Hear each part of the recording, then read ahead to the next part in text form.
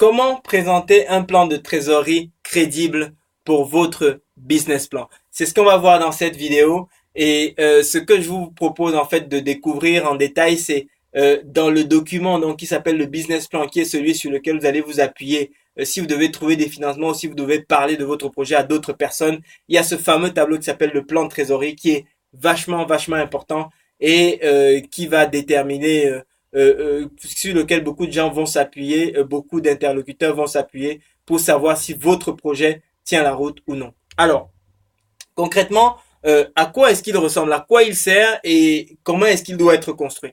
Premièrement, à quoi va servir le plan de trésorerie, en tout cas dans l'esprit des gens, à quoi est-ce qu'est-ce qu'il s'attend, quelle interprétation il lui donne. Eh bien, il lui donne l'interprétation suivante, c'est la réponse à la question concrètement.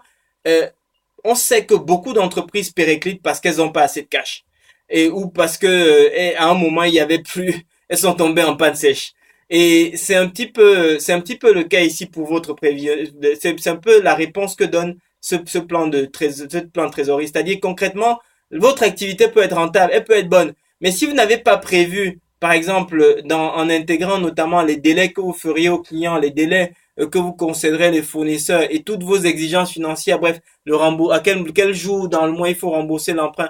Si vous n'avez pas intégré toutes ces réalités-là, à un moment, vous pouvez être à court de cash alors que vous allez être, je sais pas moi, enfin, entre guillemets, millionnaire dans 15 jours. Alors que à l'instant où vous êtes à court de cash, vous fermez la société, vous périclitez. Donc le plan de trésorerie, en fait, permet d'apporter, de se prémunir de ce risque et d'apporter la réponse à cette problématique-là. En fait, c'est un tableau qui vous montre pour mois par mois, pour les 12 ou les 24 premiers mois, combien est-ce qu'il va vous rester à l'euro près à la fin du mois. Alors, à l'euro près, j'exagère un peu, mais ce que je veux vous dire ici, c'est que vous intégrez tout.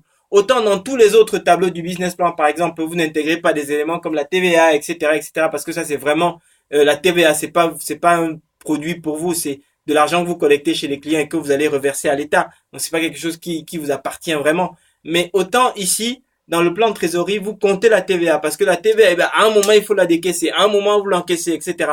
Donc, vous comptez vraiment tous les centimes. Et l'idée, c'est que sur le tableau en bas, total dépenses moins total recettes, que ce soit positif. Et si c'est pas positif, c'est pas grave. Il faut juste que vous ayez prévu le coup. Le vrai problème, c'est quand